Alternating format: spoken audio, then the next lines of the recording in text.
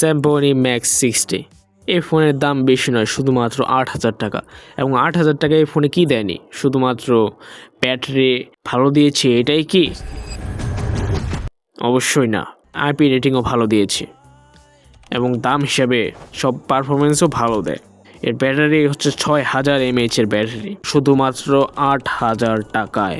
বিষয়টা কি চিন্তার? অবশ্যই চিন্তার নয়, আবার অবশ্যই চিন্তার।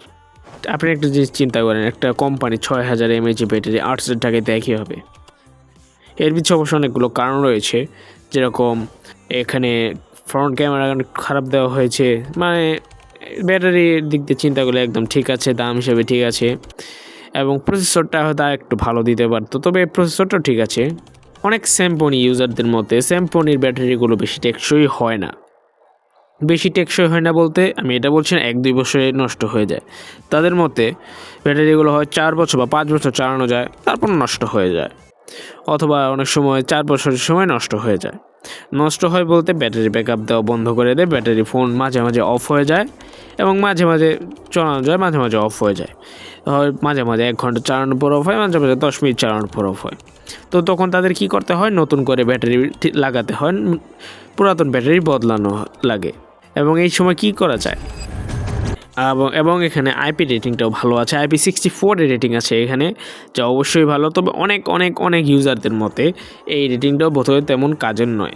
মানে অনেক ইউজারদের মতে, আমার কথা না এটা, অনেক ইউজাররা বলে আইপি রেটিংগুলো বলতে 2-3 বছর পর এত টেকসই থাকে না, অনেক সময় টেকসই থাকে। তাদের মতে এটা, বিভিন্ন ইউজারদের মতে, বিভিন্ন মোবাইল বিশেষজ্ঞদের মতে। তো তাহলে এই ফোনটা কাদের কেনা উচিত?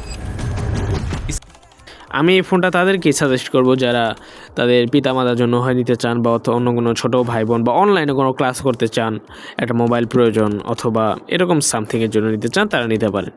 এবং হ্যাঁ, এটা দিয়ে কোনো ভারী গেমিং অবশ্যই করা যাবে না। গেমিং মোবাইল যদি নিতে চান তাহলে আপনার বাজেট বাড়ান, এই ফোনটাকে বাদ দেন। তবে আপনি যদি রেগুলার ইউজের জন্য নিতে চান তাহলে এই ফোনটা আপনার জন্য পারফেক্ট। তো হ্যাঁ, আমরা যদি এখন সব দিক দিয়ে বিবেচনা করি তাহলে আমি এই ফোনটাকে বলবো, এই ফোনটার দাম হিসাবে সব দিক বিবেচনায় এই ফোনটা একদম ঠিক আছে। ফোন স্যামসংয়ে অনেক ভালো একটা কাজ করেছে এই ফোনে। এবং আপনি যদি এই ফোনটা নিতে চান নিতে পারেন, কোনো সমস্যা নেই। শুধু গেমিংয়ের জন্য এই দামে কোনো মোবাইল নেওয়া উচিত না। এই ফোনটা যদি গেমিংয়ের জন্য নিতে চান তাহলে অবশ্যই নেবেন না। রেগুলার ইউজের জন্য, সোশ্যাল মিডিয়া ইউজের জন্য যদি নিতে চান তাহলে হ্যাঁ, অবশ্যই এই ফোনটা আপনার জন্য পারফেক্ট। তো আজকের মতো এই ভিডিওটা এই পর্যন্তই। চ্যানেলটি সাবস্ক্রাইব করে আমাদের পাশে থাকবেন। আসসালামু আলাইকুম।